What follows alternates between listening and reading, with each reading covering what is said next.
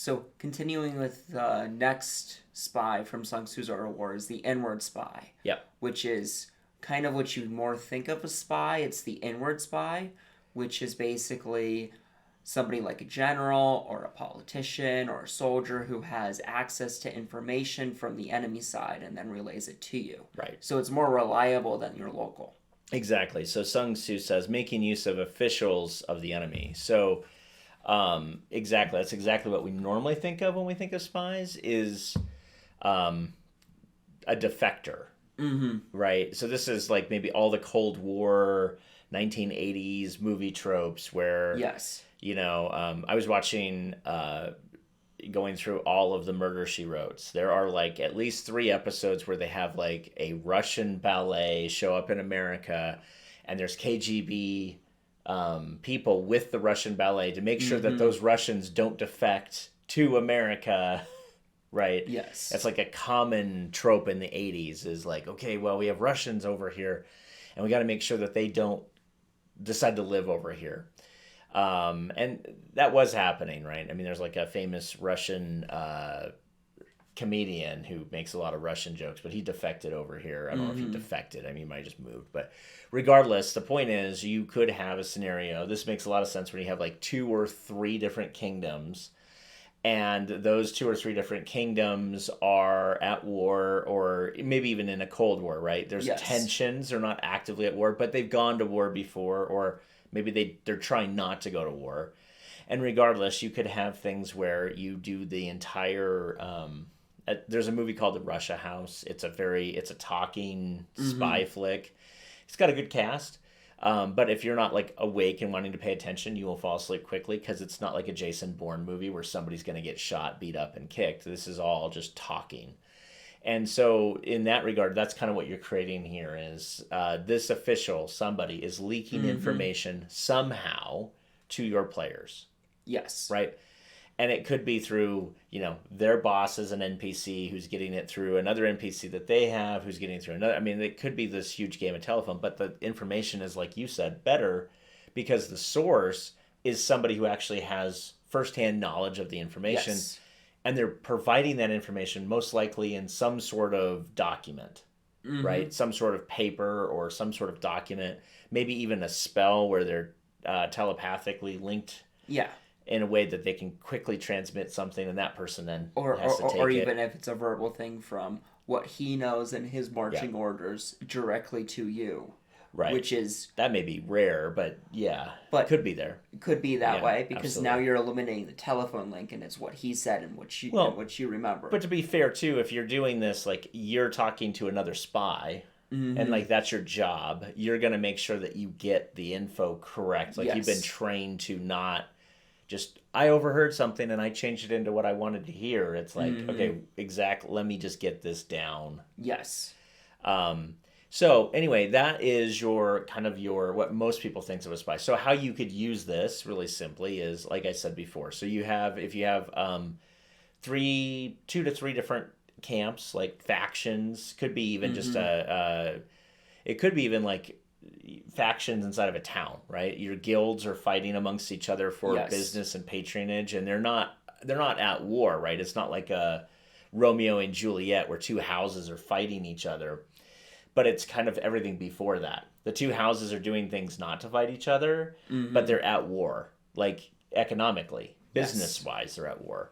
And so you could have things where, and this is actually where like a lot of the Shadowrun and a lot of the cyberpunk type of things happen, is like you have a corp versus another corp, and somebody's being tasked with information that we know this corp has, and we have intel that says it's up on the 32nd floor, and there's like maybe a handful of guards, and it's behind this lock safe. We don't have the code for it, but the guy who has the code, his penthouse is up on the 40th floor of that same building. So you could choose to either hack the safe, or if you don't have good enough hacking skills, you can go up and kidnap said guy, take him down, get his voice print, his eye.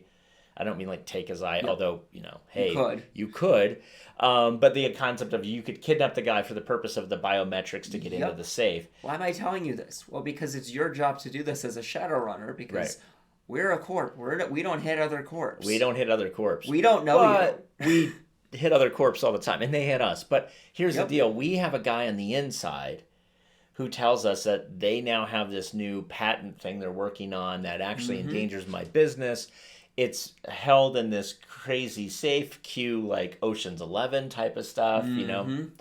And here's all the stuff you have to do to get into it, or maybe we don't even have that much information. Now it's your job to go obtain local spies and infiltrate to get that info. Point is, this is where things get really interesting, and this could be done at the high-tech level, or to drop it into your RPG for like high fantasy, you have a wizard who has a piece of information that another wizard wants, and that wizard says, well, I know in his tower, which by the way is tons of illusionary magic and tons of traps, that on the tallest part of his tower, which is in another dimension that can only be gotten to through this room, there is a piece of paper, a book actually, that he's obtained that I need. Yes. Now, if I go after him directly, then he knows I have the book and it's going to cause a war. And I mean, it's just not going to look good. So what I'm going to do is I'm going to pay you to go do it himself, right? And then, of course, as you're going through this, you find out that you're not the first people he's paid to do this. You can come across some bodies. Maybe you run into the wizard himself. But the concept here is like he wants you in and out without really being detected. You know? So there's a lot of different ways you could play this entire concept up, no matter what genre you're playing in. I mean, even as simple as you could take a Sherlock Holmes mystery. So like, again, 1800s Victorian England, you have, again, same issue, right? Business is an easy way. Business corporate espionage is the simplest way, but you could do it on a higher level because you had Britain. Britain might obtain your services because Prussia, not Russia, but Prussia at that time, different country, but Prussia is, you know, maybe gearing up to do some things that are against the crown's wishes, and we'd like you to go infiltrate their, they've heard that the ambassador that's in England now has some information that they would like. You need to go break into the ambassador's quarters and get the information out. Obviously, if you get caught, you're now going to be tried by Prussian law because you're on Prussian soil.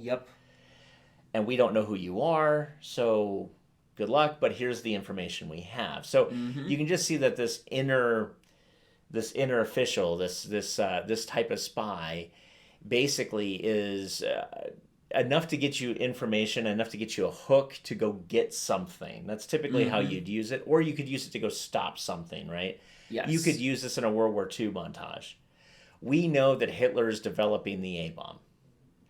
We want to send an elite group of people, i.e. your players, in to assassinate these 4 targets. Now, if you could kidnap them and bring them to America, that would be better because they're top scientists. But if you cannot safely extract them, we want you to take them out because we need to set their nuclear program back. Because we're afraid of what they'll do if they get the A-bomb. Which, by the way, is, we actually...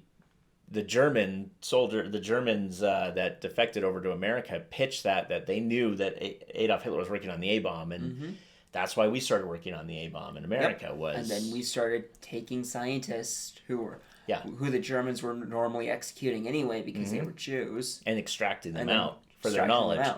Now, this is a little different where you're like, now you're extracting German scientists out in this scenario, but this scenario is pretty close to historical. So there's some really cool stuff you can do. And honestly, for spies, if you're going to use spies in your game, I would just start watching some spy movies. And stay away from the James Bond stuff because that's all like very actiony, but like and watch some heist movies too because it gives you some ideas what you can do with it. Well, anyway, with that, we'll see you next time. See you next time.